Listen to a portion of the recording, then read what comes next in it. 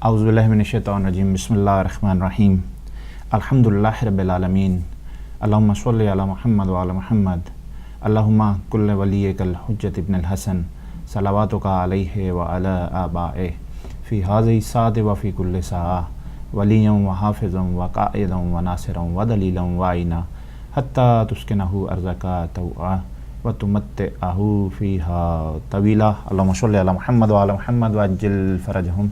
Weekend with हिदायत के साथ मैं हूँ आपका मेज़बान ज़हीर अब्बास। उम्मीद करता हूँ कि बफ़ज़्ल ताला बफ़ज़्ल पंजतन पाक आप लोग जहाँ जहाँ जिस मुकाम पे भी होंगे खैर आफ़ियत से होंगे और एक दूसरे का ख्याल रख रहे होंगे और आपस में मोहब्बत यगानगत का दर्स जो है वो बहम दे रहे होंगे। चूँकि इंसान की अपनी जो लाइफ है, इंसान की अपनी जो ज़िंदगी है, उसमें ये जो रोज़ की तग़य्युरात आती हैं, ये जो इर्तिकाई सफ़र है हमारा, ये बड़ा मानी खेज़ होता है। अगर हम अपनी ज़िंदगी को एक ही डगर पे मुसलसल चलाए जाएं और उसमें हक़ की तरफ बेहतरी ना आए तो फिर वहाँ पे हमें सोचना पड़ेगा कि हमने किस रास्ते का इंतखाब किया। क्योंकि हक़ एक ऐसा सफ़र है, हक़ का रास्ता एक ऐसा है कि जिसमें इल्म है और इल्म ऐसा है कि जो हर कदम पे मिलता है। अगर हमें हर कदम पे इल्म नहीं मिल रहा, हर कदम पे हम अपनी ज़ात के अंदर हम अपने नफ्स पे काबू नहीं पा रहे हर कदम के अंदर, और वो बेहतरी की तरफ नहीं जा रहा बल्कि वर्स्ट हो रहा है, तो फिर हमें इस बात पे सोचना पड़ेगा कि हमने किस रास्ते का इंतखाब किया। खुदा ने जब हमें पैदा किया तो हमें अक्ल दे के हमें इख्तियारात भी दिए और हमें रास्ते भी दिखाए। एक रास्ता वो है जो मोहम्मद वाले मोहम्मद अलैहिस्सलाम ने हमें दिखाया। ये वो रास्ता है जो खुदाए बुज़ुर्ग बरतर की तरफ जाता है। यही वो रास्ता है जो फलाह इंसानियत का रास्ता है। खुदा ने अंबियाए कराम को इस दुनिया में जब भेजा 1,24,000 अंबिया को, तो बनी नौ इंसान की फलाह के लिए, उसके इल्म के लिए, उसको कुछ सिखाने के लिए। ये हमारी बदकिस्मती है कि हमारे पास इतने पाक व पाकीज़ा नफूस मौजूद हैं और हम लोग जो हैं वो आपस में मुत्तहिद नहीं। मौला अली का वो फरमान जो उन्होंने सिफ़ीन के मुकाम पे कहा था कि मैं ये देख रहा हूँ कि ये लोग तुमसे ताकत व इक़्तिदार छीन लेंगे क्योंकि वो अपने बातिल पे मुत्तहिद हैं और तुम अपने हक़ पे बिखरे हुए हो। हमें इस वक्त जिस चीज़ की सबसे ज़्यादा ज़रूरत है वो इत्तेहाद है, और ये हमें यकीन है कि हम हक़ पे हैं। अल्हम्दुलिल्लाह हम ही हैं जो हक़ पे हैं, और जब हम हक़ पे हैं तो फिर हमें मौला के उस फरमान की रोशनी में इस चीज़ को ज़रूर सोचना चाहिए अपने अपने ताईं कि हम उस फरमान की ज़द में तो नहीं आते। क्या आज हमारे अंदर वो खलूस, वो प्यार, वो इत्तेहाद, वो यगानगत, वो हक़ की तरफ हमारे कदम बढ़ाना तेज़ी से, क्या वो मौजूद है या नहीं मौजूद? चलते हैं अपने टॉपिक की तरफ। ये वो ज़िम्नन एक गुफ्तगू थी जो बातों में शामिल हो गई। आज के जो हमारा पहला सेगमेंट है उस पर हम गुफ्तगू करेंगे शहीद मिल्लत, एक ऐसी हस्ती कि जो सदियों में पैदा होती है। जी हाँ, शहीद मिल्लत शहीद सैयद आरिफ हुसैन अल हुसैनी शहीद। ये वो शख्सियत है कि जिसने एक छोटे से अरसा में तशय्यो को पाकिस्तान में वो मेराज बख्शी कि हर कोई चाहे वो दुश्मन है ये मानने पे मजबूर हो गया कि शहीद हुसैनी की ज़ात में वो क़यादत की सलाहियत मौजूद है कि अगर ये ज़िंदा रहे तो आने वाले अरसे में ये पाकिस्तान में रहने वाले हर मुसलमान को इतना मुत्तहिद कर देंगे कि उनमें कोई भी कभी भी डिवाइन पैदा नहीं कर सकता। मुफ्ती जाफ़र साहब किबला के ज़माने में जो कि दौर था सबसे बड़ा आमरीत का, ज़ियाउल हक़ का दौर, उसमें जब एक जुलूस निकाला जाता है जो इस्लामाबाद की तरफ जाता है, और तकाज़ा क्या होता है कि ज़कात जो उस वक्त पाकिस्तानी बैंकों में ज़कात काटी जाती थी, वो ज़कात हमारा मुतालबा ये था उस वक्त कि हुकूमत इसकी अहल नहीं कि वो अकाउंट्स में से ज़कात ले, चूँकि उसका जो آگے سے مصرف ہے وہ ٹھیک نہیں۔ چنانچہ ایک جلوس نکالا گیا اور آمریت کے زمانے میں اس کو کامیابی ملی، اور آج ہم اس چیز کو فخر سے کہتے ہیں کہ آج جب لوگ ہمارے پاس آتے ہیں وہاں پہ تو وہ کہتے ہیں جناب ہمیں بھی اکاؤنٹ ہم نے اوپن کروانا ہے تو ہمیں ایک لیٹر بنا دیں ہمارے اہل سنن بھائی، تاکہ ہمارا وہ زکوٰۃ کا جو ہے نا وہ بینک زکوٰۃ نہ ہم سے کٹے۔ یہ کتنی مطلب ہمارے ان بھائیوں کو بھی بعد میں سمجھ آ گئی کہ جو اقدام ہم نے اس وقت کیا تھا وہ کتنا آسن قدم تھا، اور پھر بعد میں زمانے نے اس کو ثابت بھی کیا۔ لیکن وہ جو اسٹرینتھ تھی، میرا یہاں پہ بات کرنے کا مقصد یہ ہے کہ وہ جو اسٹرینتھ تھی تشیع کی اس وقت مفتی جعفر صاحب کے دور میں، اس کو دیکھ کے دشمن جو ہے نا، استعمار جو ہے وہ تھوڑا لرزا، اور پھر قیادت آئی جناب شہید حسینی کے پاس۔ شہید حسینی جو اپنی ذات میں متقی، پرہیزگار، ایک باوقار شخصیت تھی، ایک ایسا پرہیزگار انسان کہ جس کو اللہ کی ذات پہ اتنا یقین محکم تھا کہ وہ اپنی ذات میں شیوائے جناب علی ابن ابی طالب جو ہے وہ اپنائے ہوئے تھے۔ وہ یہ کہتے تھے کہ میں نے سیاست کو عبادت سمجھ کے تو ضرور کرنا ہے، سیاست میں سیاست نہیں لے کے آؤں گا، چونکہ یہ شیوا جو ہے یہ کسی اور فرد کا ہے، اس کا میں یہاں پہ نام بھی لینا مناسب نہیں سمجھتا۔ تو آپ نے اپنی اس چند سالہ جو قیادت ہے اس میں ایسے ایسے کام سر انجام دے دیے جو دنیا کا کوئی بڑے سے بڑا سیاستدان بھی نہیں دے سکتا۔ یہی وجہ تھی کہ دشمن جو ہے وہ اس چیز سے نہایت ہی خوفزدہ تھا کہ کیا کیا جائے، ان کا رستہ کس طرح روکا جائے۔ یہ سلسلہ بڑھتا گیا خیبر سے لے کے کراچی تک۔ اس شخص کی انتھک محنت دنیا نے دیکھی۔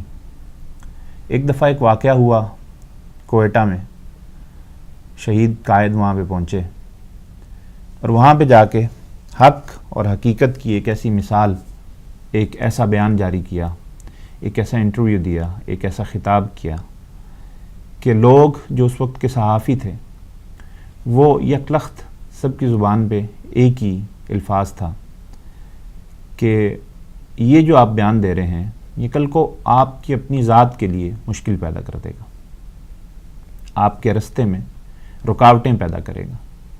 تو شہید قائد نے فرمایا کہ مجھے اس سے کوئی فرق نہیں پڑتا کہ میرے رستے میں کتنی رکاوٹیں کیوں نہ آ جائیں، لیکن میں کبھی حق کا رستہ نہیں چھوڑوں گا، کبھی میں حق کو فراموش نہیں کروں گا، اور جنہوں نے حق کو فراموش کر دیا وہ قومیں تباہ و برباد ہو گئی۔ حق ہی وہ ہے جس نے ہمیں اس دنیا میں رہنا سکھایا ہے، لہٰذا یہ حق اور حقیقت کی وجہ سے اگر مجھ پہ موت بھی آتی ہے تو مجھے اس میں کوئی یار نہیں۔ یہاں پہ میں رک کے ایک چیز بتا دوں کہ وہ لوگ جو شہید قائد کے ساتھ جنہوں نے وقت گزارا ہے یا جو ان کی زندگی پہ نظر رکھتے ہیں یا انہوں نے کوئی کچھ بھی کہنا ہو، قائد کے حوالے سے کوئی بات کرنی ہو تو ہمارے فون نمبرز جو ہیں وہ آویزاں کر دیے گئے ہیں، آپ ہمیں کال کر سکتے ہیں اور قائد کو خراج تحسین پیش کر سکتے ہیں۔ یہاں پہ ایک چیز ضرور بتاتا چلوں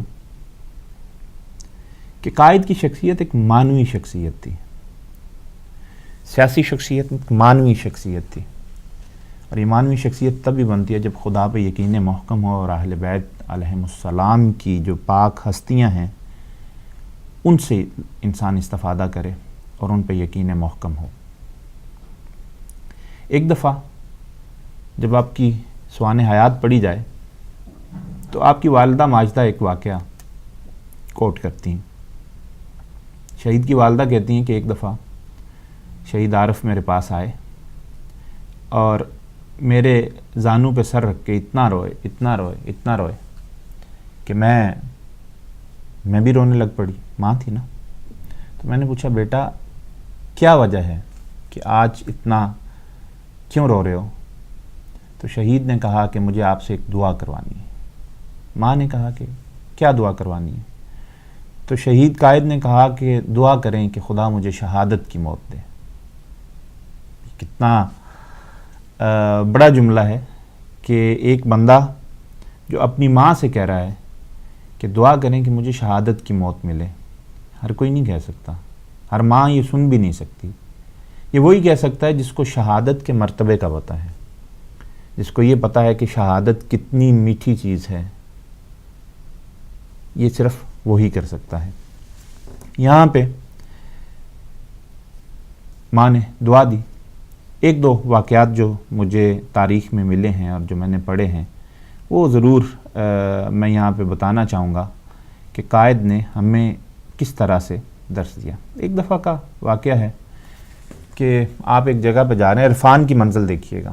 یہاں پہ ان کی عبادت اور زہد، چونکہ جتنا آپ متقی اور پرہیزگار ہوتے جاتے ہیں، خدا کی طرف آپ کا رجوع زیادہ ہوتا ہے، تقوی زیادہ ہوتا ہے، اسی طرح آپ اسی انداز سے آپ میں عرفان کی منزل جو ہے وہ بھی بلند ہوتی جاتی ہے.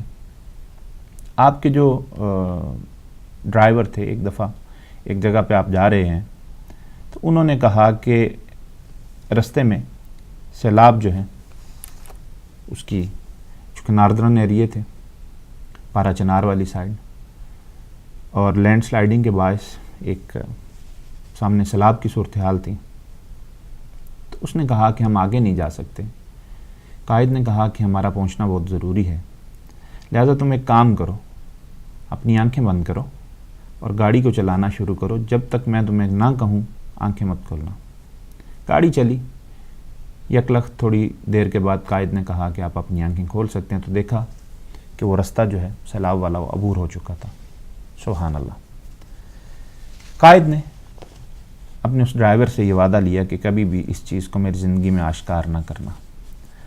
یہ وہ مرد مومن ہے، یہ وہ تقوی ہے، یہ وہ پرہیزگاری ہے جو انسان کے عرفان کو اتنا بلند کر دیتی ہے. اور ایک اور واقعہ جو اسی ضمن میں مجھے یاد آیا وہ یہ کہ ایک طالب علم تھے، وہ ایک جگہ گئے، کہیں پہ ایک جنگ کا سماں تھا، اور جب وہاں پہ جاتے ہیں تو کیا دیکھتے ہیں کہ فرنٹ مورچوں پہ قائد شہید ہیں. قائد کی وہ شخصیت دیکھ کے وہ حیران ہوئے.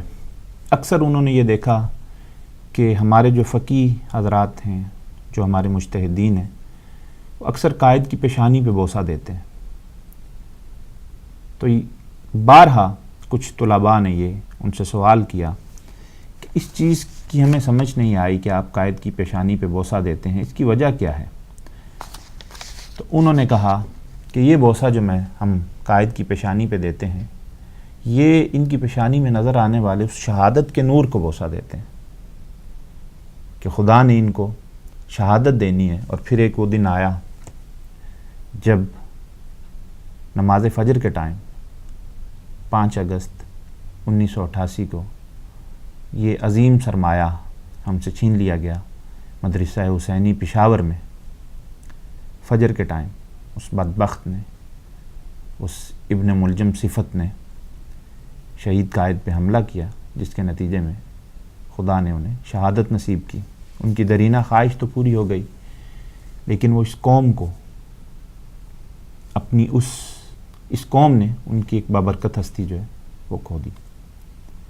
یہاں پہ یہ میں ایک چیز ضرور عرض کروں کہ اس دور کے بعد عالم تشیع پہ پاکستان میں بہت زیادہ مظالم ڈھائے گئے، بہت زیادہ تحریکیں ہمارے خلاف وہاں پہ شروع کی گئی، رستے میں روڑے اٹکائے گئے، گروہ بندی کروائی گئی تشیع میں. اس بات کو ہمیں سمجھنا ہوگا، اور یہ بات بڑی اہم بات ہے. جس نے بھی آج تک نہیں پڑھی، میں ان سے ایک ضرور التماس کروں گا کہ ایک کتاب ہے، آپ کو انٹرنیٹ پہ مل جائے گی، ہمفرے کے انکشافات، وہ ضرور پڑھیں. اس میں تو اس نے کچھ بندوں کو نامینیٹ بھی کیا ہوا ہے کہ کس طرح ہم نے کون کون سے افراد کو خریدا اور کون کون سے افراد کے ذریعے ہم نے گروہ بندی کروائی، اور شیعت میں جب گروہ بندی کروانے کا مرحلہ آیا تو ہم نے کس طرح پاکستان میں جہالت کو خرید کے ان میں بھیج دیا. ہمارے لیے باتیں ہضم کرنا مشکل ہیں، لیکن جو حقیقت ہے، حق کو حق کہنا ہی در حقیقت جو ہے یہ ہمیں دین آل محمد نے سکھایا ہے. اس کو ضرور پڑھیں. اپنے اندر سے قائد کی وہ جو اتحاد کی آواز تھی اس کو اپنے اندر سمیٹتے ہوئے، محسوس کرتے ہوئے، اپنی اناؤں کو پیچھے چھوڑ کے ہمیں یہ چاہیے کہ آج کے دن جو 5 اگست کا دن گزرا ہے قائد کی شہادت کا، چلو ایک عہد کر لیں اپنے آپ کے ساتھ کہ ہم ایک ملت واحدہ بنیں. ہم اپنے اندر سے ہر اس گروپ بندی اور ہر اس گروہ کو دور کر دیں جو ملت تشیع میں رکھنا ڈالتا ہے. ہر ایسے افراد کو منبر حسینی سے پرے کر دیں جو ان کا نام لے کے ہمیں لوٹتا ہے، جو ان کا نام لے کے ہم میں تفرقہ ڈالتا ہے، ہم میں تفریق کرتا ہے. یہ ملت محمدی ہے، یہ ملت علوی ہے، یہ ملت حسینی ہے، یہ ملت جعفری ہے، اور یہی ملت امام زمانہ سلام اللہ علیہ السلام ہے. ملت امام زمانہ علیہ السلام، اللہم صلی اللہ محمد. تو ہم دعا کرتے ہیں یہاں پہ قائد کے کچھ فرمودات کے ساتھ اس سیگمنٹ کا اختتام ہوگا. اگلے سیگمنٹ میں جب ہم آئیں گے تو بات کریں گے انشاءاللہ جناب ابو طالب علیہ السلام کا یوم ولادت بھی ہے، تو اس سلسلے میں جن افراد نے منقبت پیش کرنی ہو، قصیدہ پیش کرنا ہو، وہ ہمیں کال کر سکتے ہیں. قائد نے فرمایا کہ شہادت کا راستہ ابدی ضرورت ہے. جب تک انسانیت ہے اور انسانیت خطرے میں ہے، جب تک شیاطین اپنے ناپاک عزائم میں مصروف ہیں، ظالم اپنے ہتھ کنڈے استعمال کر رہے ہیں، جب تک مظلوم اور محروم ہیں، جب تک مستضعفین ہیں، مستضعفین ہیں، تب تک باطل اور ظالم کے ساتھ مقابلہ کرنے کا واحد راستہ شہادت کا راستہ ہے، خون کا راستہ ہے، جس سے حسینی کبھی نہیں ڈرتے، چونکہ یہ کربلا پہ یقین رکھتے ہیں، چونکہ یہ کربلا میں اپنی وراثت رکھتے ہیں، شہید عارف حسینی. اور اسی طرح ایک اور فرمان کہ ہم وہ قوم ہیں جن کی تربیت گاہ کربلا ہے. سبحان اللہ. ہم ان ماؤں کے بچے ہیں کہ جنہوں نے اپنے دودھ میں شہادت کا درس گھول کر ہمیں پلایا ہے. ہم وہ قوم ہیں کہ 5 وقت نماز میں ہم خاک کربلا کو سامنے رکھ کر اپنے دل میں شوق شہادت پیدا کرتے ہیں. جس قوم کی آرزو شہادت ہو وہ کبھی موت سے نہیں ڈرتی، بلکہ موت کو جناب شہزادہ علی اکبر علیہ السلام نے جب امام حسین علیہ السلام کے سامنے آئے اور موت کا پوچھا گیا تو کہا بابا موت مجھے شہد سے بھی زیادہ میٹھی لگتی ہے.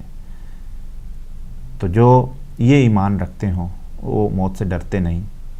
پھر وہ مولا کا وہ قول کہ میں موت پہ آؤں یا موت مجھ پہ آئے، اس سے گھبرانے والی وہ بات نہیں. تو آئیں مل کے اس سیگمنٹ کے اختتام پہ یہ عہد کریں کہ ہم اپنے اندر سے یہ جو تفریق ہے، یہ جو تفرقہ ہے، اس کو دور کر کے شیعہ اس میں جو بھی تفرقہ ڈالے گا اس کو اپنی صفوں سے باہر کریں گے. لیتے ہیں ایک چھوٹی سی بریک اور اس کے بعد آپ کے سامنے حاضر خدمت ہوتے ہیں.